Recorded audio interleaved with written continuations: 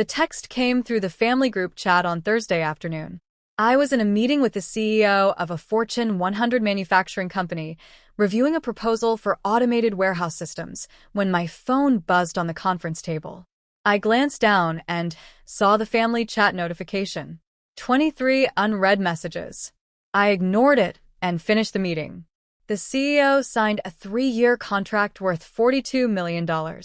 We shook hands. He thanked me for the innovative solution. I walked him to the elevator and returned to my office. Then I opened the family chat. Mom. So excited for the barbecue on Saturday. Jason and Brittany's new house is beautiful. Dad. Can't wait to see the place. You kids did great. Aunt Carol. What should I bring? Jason, my younger brother, just yourselves. Brittany's handling all the food. Mom. Brittany is such a wonderful hostess. We're so lucky Jason found her. The messages continued like that for a while. Praise for Jason. Praise for Brittany. Excitement about their new house in the suburbs. Their successful careers. Their perfect life. Then, buried in the thread, Jason. Quick note. We're keeping this to close family and Brittany's work friends only. Don't come to the weekend barbecue, Elise. My new wife says you'll make the whole party stink. I stared at the message. Within seconds, reactions appeared. Mom's thumbs up. Dad's thumbs up. Aunt Carol's laughing emoji. No one defended me. No one questioned it. They just agreed. I scrolled up through the earlier messages, looking for context. There was none. Just my brother casually uninviting me from a family event, insulting me in the process, and everyone supporting him. I typed one word. Understood. Then I muted the chat and went back to work. Jason was my younger brother by 4 years. Growing up, we'd been close. I'd helped him with homework, defended him from bullies, cheered at his soccer games. Then he went to college, met Brittany, and everything changed. Brittany came from a wealthy family in Connecticut. Her father was a commercial real estate developer. Her mother sat on charity boards. She'd gone to an expensive private university, joined the right sorority, and graduated with a degree in communications that she'd never actually used. She'd met Jason at a college party. He was a business major, good-looking, ambitious. She decided he had potential. After graduation, Brittany's father got Jason a job at his company. Entry-level, but with a clear path to management. Within 3 years, Jason was a regional manager making decent money. Not exceptional, but comfortable. Brittany worked part-time as a social media consultant for her mother's nonprofit, which basically meant she posted on Instagram and attended charity luncheons. They got engaged after dating for 2 years. The wedding was elaborate. Brittany's parents paid for everything. 200 guests. Destination rehearsal dinner. Features in local society pages. I was a bridesmaid. I wore the dress they picked. I smiled in the photos. I gave a toast at the reception. But I could feel Brittany's judgment the entire time. You came alone? She'd asked at the rehearsal dinner. I'm not seeing anyone seriously. That's too bad. Most of the wedding party is bringing partners. You'll be the only single one. I'll survive. She'd smiled that tight smile of hers. Well, maybe you'll meet someone at the wedding.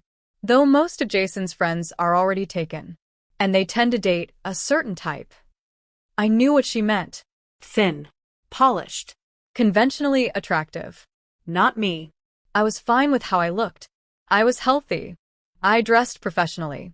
I didn't obsess over fashion or makeup. I focused on my work instead of my appearance. Brittany found that incomprehensible. After the wedding, her comments became more frequent and more pointed. Still shopping at Target, Elise? Have you thought about joining a gym? Jason's company has a great corporate membership. You should really invest in a professional wardrobe. First impressions matter so much in business. My parents never said anything. If anything, they seemed to agree with her assessment. Brittany has a point, Mom said once. You could put a little more effort into your appearance. I'm fine the way I am, Mom. Of course you are, honey. But it wouldn't hurt to try. What my family didn't know, what they'd never bothered to ask about, was what I actually did for a living. They knew I worked in supply chain management. They knew I had an office downtown. They knew I traveled occasionally for work. What they didn't know is that I was the chief operating officer of Vertex Logistics, one of the fastest-growing supply chain technology companies in North America. I'd started at Vertex 8 years ago as a junior analyst. The company was small then, maybe 30 employees, focused on providing logistics software to mid-sized manufacturers. I'd seen potential that others missed. I'd worked 80-hour weeks. I'd taken on projects no one else wanted. I'd proven myself again and again. Within 3 years, I was director of operations. Within 5, I was VP. Last year, at 34, I'd been promoted to COO.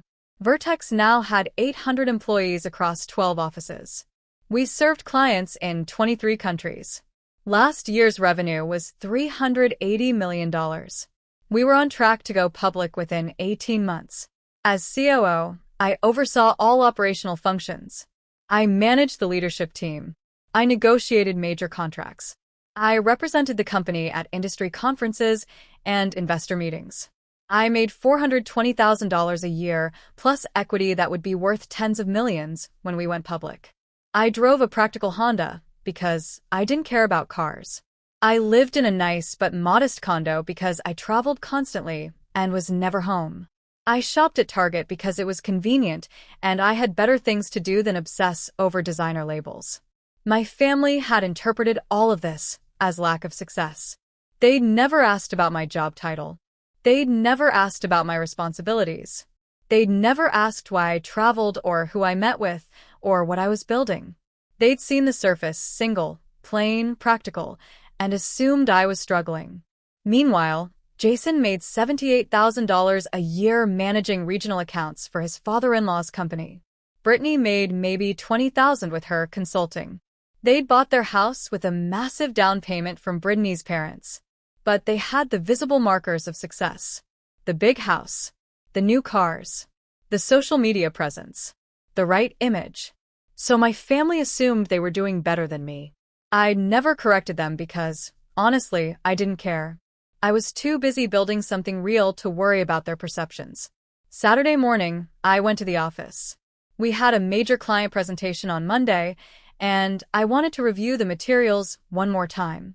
Around 10 a.m., my assistant called. "Elise, there are 2 people here to see you.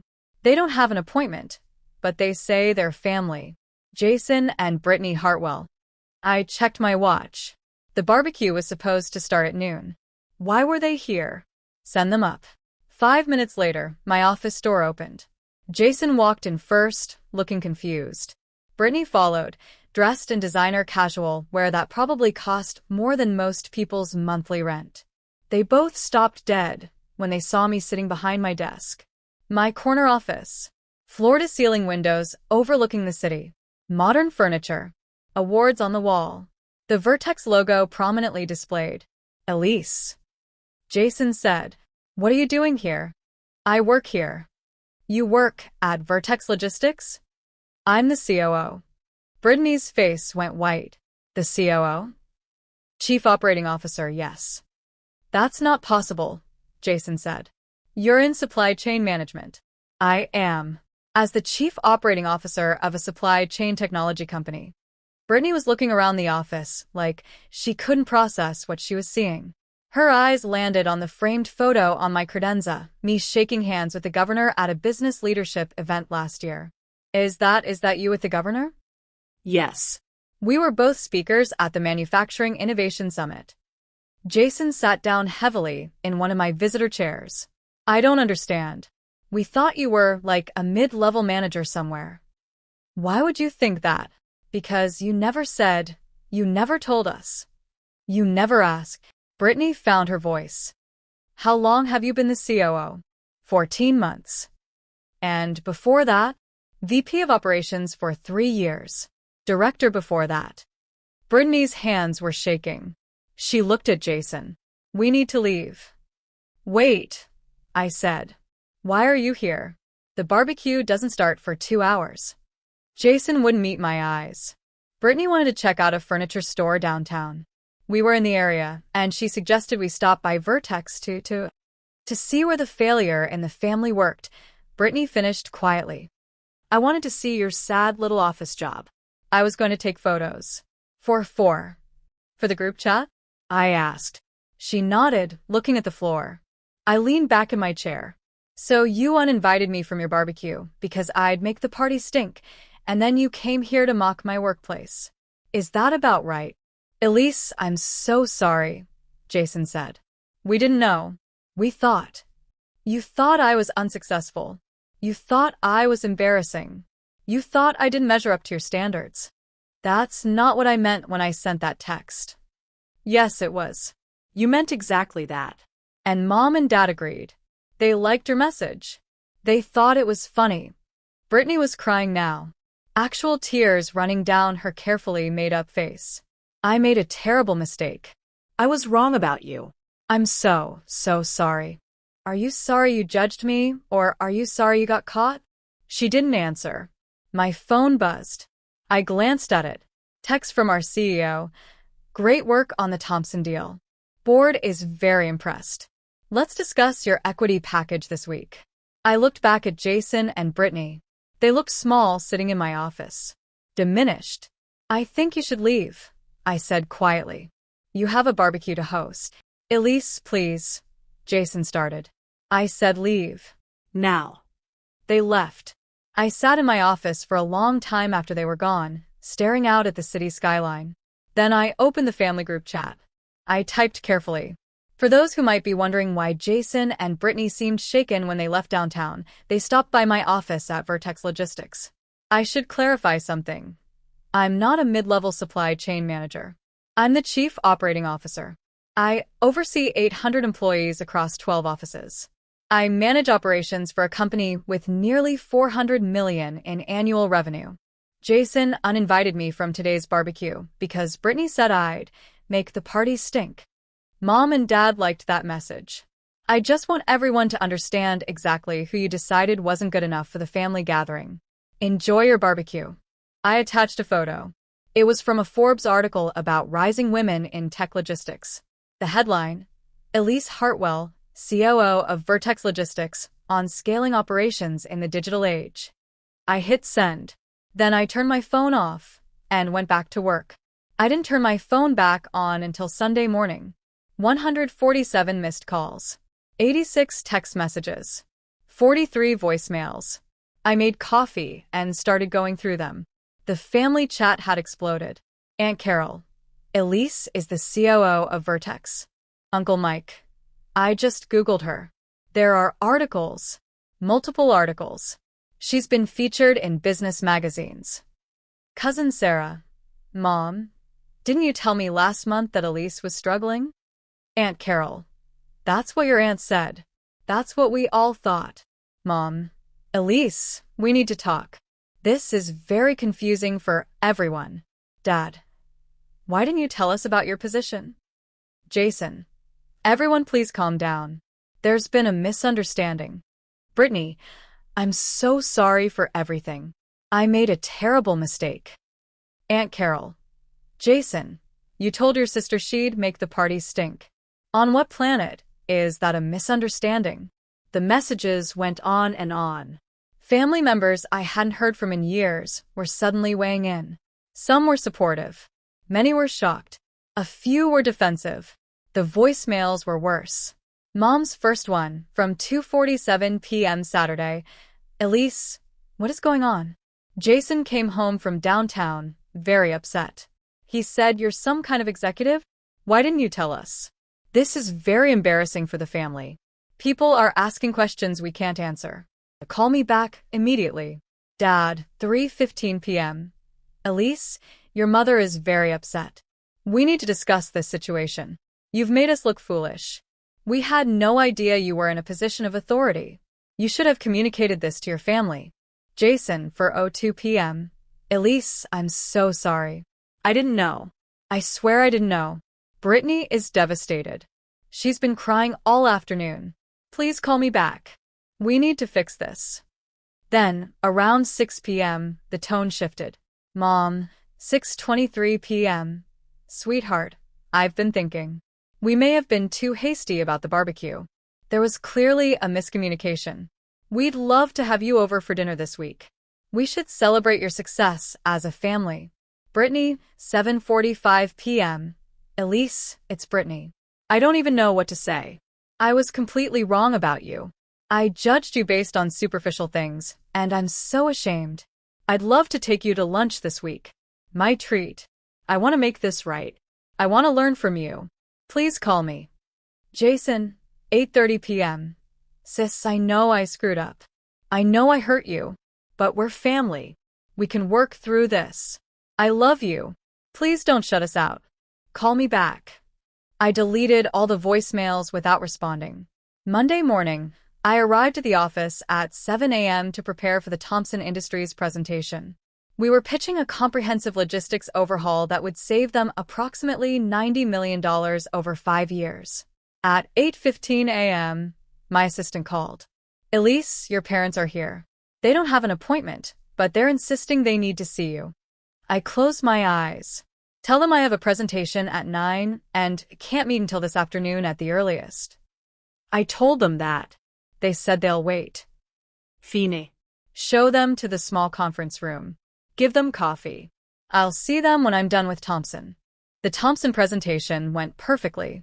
The CEO loved our proposal. We shook hands on a $63 million contract. My team was ecstatic. It was 11:30 a.m. before I finally walked into the conference room where my parents had been waiting for over 3 hours. They both stood when I entered. My mother looked like she'd been crying. My father looked uncomfortable. 3 hours is a long time to wait, Dad said. I told you I had a presentation. You chose to wait. We needed to see you, Mom said. We needed to see this place. To understand. I sat down across from them. Understand what? Why you didn't tell us, Dad said. About your position. Your success. Your all of this. I looked at him for a long moment. When did you ask? What? When did you ask about my job? My responsibilities? My career progression? When did you show interest in what I was building? Mom shifted in her seat. We asked how work was going. And when I started to answer, you changed the subject. Every time you'd ask about work, I'd start to explain a project or a challenge, and within 30 seconds, you'd interrupt to talk about Jason's latest promotion or Brittany's social media following. That's not true, Dad protested. It is true. Thanksgiving 2 years ago, I tried to tell you about a major contract I'd closed. You listened for maybe 20 seconds before Mom interrupted to show everyone photos of Jason and Brittany's vacation to Turks and Caicos. Last Christmas, I mentioned I'd been promoted to VP. Dad said, "That's nice," and immediately asked Jason about his company's quarterly numbers. Mom was crying again. We didn't realize. You didn't want to realize. My career was boring to you. Jason's was exciting because it was tied to Brittany's family money. I drove a Honda, so you assumed I was struggling. I lived modestly, so you assumed I was unsuccessful. You never looked deeper because you didn't care to. We care about you, Dad said. Do you? Because from where I'm sitting, you cared about the version of me you'd created in your heads. Struggling Elise. Single Elise. Unsuccessful Elise. That version was convenient because it made Jason look better by comparison. It made Brittany's judgment seem reasonable. It gave you a family narrative that worked. That's not fair, Mom said. What's not fair is your son telling me I'd make the party stink and you liking that message. What's not fair is uninviting me from a family event because your daughter-in-law decided I was an embarrassment. What's not fair is treating me like a failure for 8 years while I was building something significant. Dad stood up. We made a mistake. We're sorry. But you're being very hard on us right now. I'm being honest with you. There's a difference. What do you want from us? He demanded. An apology? You have it. Recognition? We recognize your accomplishments. What else do you need to hear? I stood up to face him. I need you to understand that your apology rings hollow when it only came after you discovered I was successful. I need you to acknowledge that you would have continued treating me as lesser if Jason and Brittany hadn't walked into this office and seen the truth. I need you to admit that you valued me based on appearances rather than substance. We love you, Mom said weakly. Then you should have shown it when you thought I was a mid-level manager. Love shouldn't be conditional on success. I walked to the door and opened it. I have another meeting. You need to leave. Elise. Leave. Please. They left. I stood in the conference room for a long time after they were gone, looking out at the city. My assistant knocked gently. You okay? Yeah, I'm okay. For what it's worth, I think you handled that with incredible grace. Thanks, Maria. Also, Jason called. 4 times. And Brittany called twice. They both want to schedule time with you. Tell them I'm booked indefinitely. With pleasure. That evening, my cousin Sarah called. Sarah was Aunt Carol's daughter, and we'd been close growing up. Elise, holy shit. I laughed despite myself. Sarah. I've spent the last 2 days reading everything about you online. Forbes. Business Insider. That profile in Supply Chain Management Review. You're kind of a big deal. I'm just doing my job. Don't be modest. You're a 34-year-old COO of a company about to go public. Do you know how insane that is? It's been a lot of work. I bet. Listen, I called because I owe you an apology. I believed the family narrative. I thought you were, I don't know, just getting by. I never asked questions. I never dug deeper. I'm sorry. Thanks, Sarah. My mom is furious with Aunt Linda and Uncle John, by the way. She said they treated you terribly, and Jason and Brittany should be ashamed of themselves. How's the barbecue aftermath going? Sarah laughed. It's a disaster. Brittany apparently spent most of the party crying in the bathroom. Half the guests left early. Jason looked like he wanted to disappear. And after your message in the group chat, people were asking her parents pointed questions about why they didn't know their daughter was a C-level executive. Ouch. They deserved it. Anyway, I wanted to ask, are you okay? This has to be a lot. Honestly? I'm fine. Better than fine, actually. This needed to happen. I've spent years being dismissed and underestimated. At least now, everyone knows the truth. The truth that you're a total badass. The truth that I'm exactly who I've always been. They just weren't paying attention. We talked for a while longer. It felt good to connect with someone who wasn't asking for anything, wasn't apologizing out of obligation, wasn't trying to fix what they'd broken. After we hung up, I opened a bottle of wine and sat on my balcony. My phone buzzed with another text from Jason. Jason, please, Elise. I know I don't deserve it, but please talk to me. I'm your brother. I love you. I made a terrible mistake. Let me make it right. I stared at the message for a long time. Then I typed a response. Me. You uninvited me from a family event because your wife thought I was embarrassing. You let her insult me in a group chat. You watched our parents like that message and said nothing. You came to my office planning to mock me. These weren't mistakes, Jason. These were choices. You chose Brittany's judgment over your sister. You chose appearances over substance. You chose to believe the worst about me rather than ask questions. Those were deliberate decisions, not accidents. The 3 dots appeared, disappeared, appeared again. Jason, you're right. I did choose wrong. I've spent the last 3 days thinking about every time I dismissed you, every time I let Brittany make those comments, every time I compared you to her standards instead of appreciating who you are. I was wrong. I was shallow. I was a terrible brother. Me? Yes. You were. Jason, is there any way to fix this? Me. I don't know. What I know is that I can't trust you right now. You showed me who you are when you thought I was unsuccessful. That's the version that's real. This apologetic version only appeared when you discovered I had a title and a salary that impressed you. That's not growth. That's opportunism. Jason, that's fair. I deserve that. But I want you to know that seeing your office, understanding what you've built, it woke me up.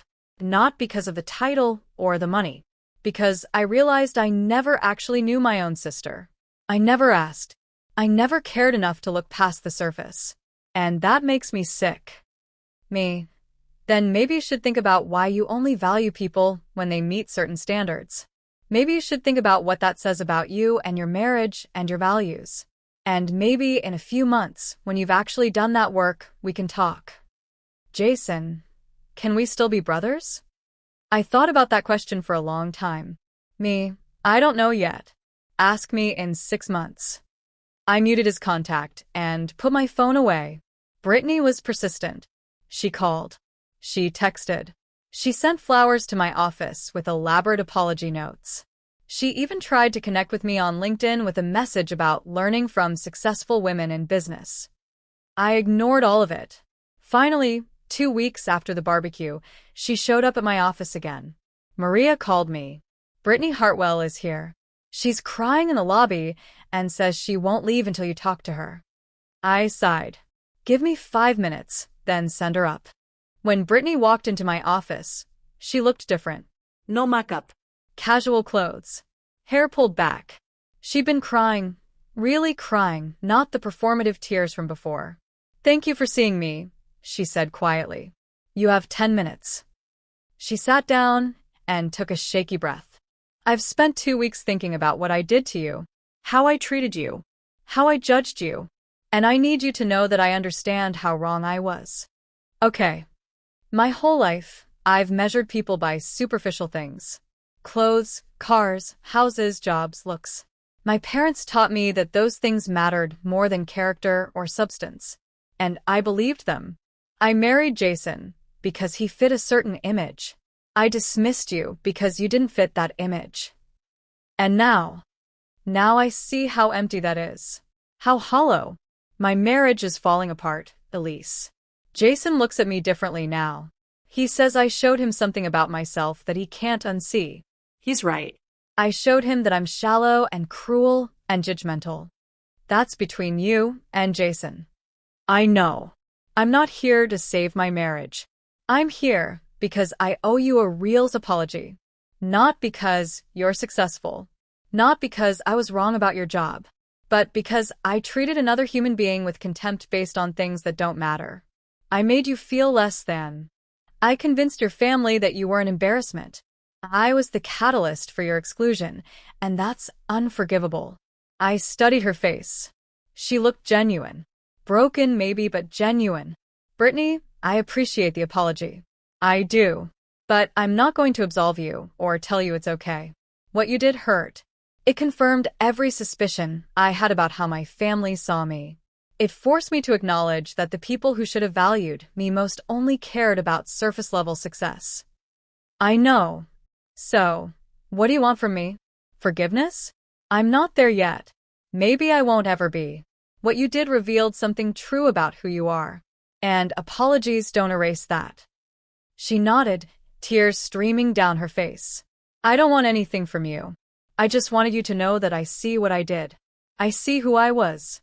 And I'm going to spend a long time trying to become someone different. Someone better. Then I hope you succeed.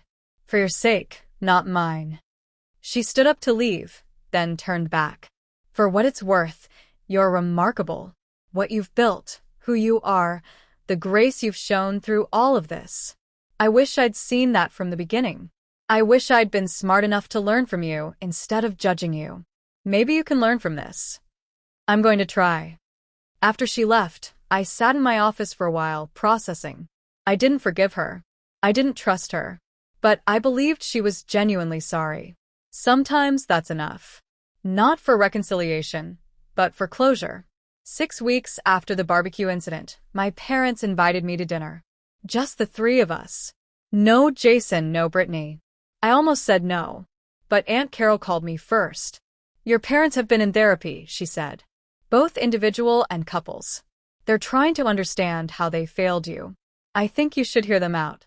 So I went. We met at a quiet restaurant downtown. My parents were already there when I arrived. They stood when they saw me. We hugged awkwardly. We ordered. We made small talk. Then, over appetizers, my father spoke. Elise, your mother and I have been doing a lot of work with a therapist. We've been examining how we parented you and Jason and how we created a dynamic where he was the golden child and you were overlooked. Dismissed, I said quietly. Yes, dismissed. And we need you to understand that we see it now. We see how we prioritized Jason's visible success over your quiet achievements. We see how we let Brittany's judgments influence us. We see how we failed you. Mom reached across the table. We told the therapist everything. Every time we compared you to Jason. Every time we dismissed your career. Every time we let Brittany make cruel comments without defending you. And the therapist helped us understand that we were intimidated by you. Intimidated? Dad nodded. You were always so self-sufficient. So independent. You didn't need our approval or our financial help. You built your career without asking for anything. Meanwhile, Jason needed constant support and validation. It was easier to focus on him because he needed us. You didn't seem to need anyone. So you decided I didn't deserve your attention? We decided we couldn't relate to you, Mom said. Your success was in a world we didn't understand. Technology, logistics, operations. It was foreign to us. Jason's career was more traditional, easier to comprehend. So we gravitated toward what was comfortable. That's not an excuse, Dad added quickly. That's an explanation. We failed you. We chose comfort over effort. We chose the easy relationship over the challenging one. And we're sorry. I sat back. What changed? Is it just that you found out I'm a COO? Honestly, Mom said, that was the catalyst. But the real change came from understanding how much we hurt you. The therapist asked us to imagine how it felt for you to be uninvited from a family event. To see our reactions to Jason's cruel message. To spend years being overlooked. And we couldn't bear it. We couldn't bear knowing we'd done that to our daughter. I don't know what to do with this, I said honestly. We're not asking for immediate forgiveness, Dad said. We're asking for a chance to rebuild. Slowly. On your terms. We want to know you. The real you. Not the version we created in our heads. I looked at them both. They looked older. Tired. Genuine. I need you to understand something, I said. I'm not going to educate you about my career or justify my life choices or prove my worth to you. If we rebuild this relationship, it has to be because you value me as I am, not because my title impresses you. We understand, Mom said. And I need space. This dinner doesn't fix 8 years of dismissal. It's a start. But it's only a start. Whatever you need, Dad said. We finished dinner. We talked about neutral things. It wasn't perfect, but it wasn't terrible. When we parted, my mother hugged me tightly. I'm proud of you, she whispered. I should have said that years ago. I'm saying it now. It was something. 3 months after the barbecue incident, Vertex Logistics filed for our IPO. The opening day was extraordinary. The stock price jumped 43%. The company was valued at $2 billion. My equity package was suddenly worth $72 million. I became one of the youngest female COOs to take a company public. Forbes did a feature. Business Insider did a profile. I was invited to speak at industry conferences and women's leadership events. My family saw all of it. Jason sent flowers to my office with a card. Congratulations, sis. You deserve every bit of the success. I'm sorry it took me so long to see it. Brittany sent a handwritten letter. I didn't read it, but I appreciated the gesture. My parents came to the NYSE for the opening bell ceremony. They stood in the back, watching as I rang the bell alongside our CEO and the rest of the leadership team. Afterward, my father hugged me. I wish I'd been here for the whole journey, he said. Not just the victory lap. You can be here for what comes next, I said. I'd like that. It's been a year since the barbecue incident. My relationship with my parents is better. Not perfect, but better. We have dinner once a month. They ask about my work now, real questions, not just pleasantries. They listen to the answers. Jason and Brittany separated 6 months ago. Jason moved back to the city. He's been in therapy, working on himself. We text occasionally. We're not close, but we're not estranged. Brittany sent me a card last month. She'd started volunteering at a women's career center, helping low-income women prepare for job interviews. She wrote, I'm trying to be the person you already were. I hope she succeeds. I'm still at Vertex, Now as president and COO, we're expanding internationally. I'm building something that matters. I'm leading a team I believe in. And I'm doing it all as exactly who I am. No pretense. No apologies. No changing myself to fit someone else's standards. The person my family thought would make the party stink is the same person who rang the opening bell at the New York Stock Exchange. I was always that person. They just weren't looking. The end. Sometimes the greatest success is not letting other people's limitations define you. My family thought I was a failure. I was building an empire. They thought I was embarrassing. I was briefing Fortune 100 CEOs. They thought I didn't belong at their barbecue. I belonged in boardrooms. The only thing that changed was their awareness. I was always enough. They just needed to open their eyes.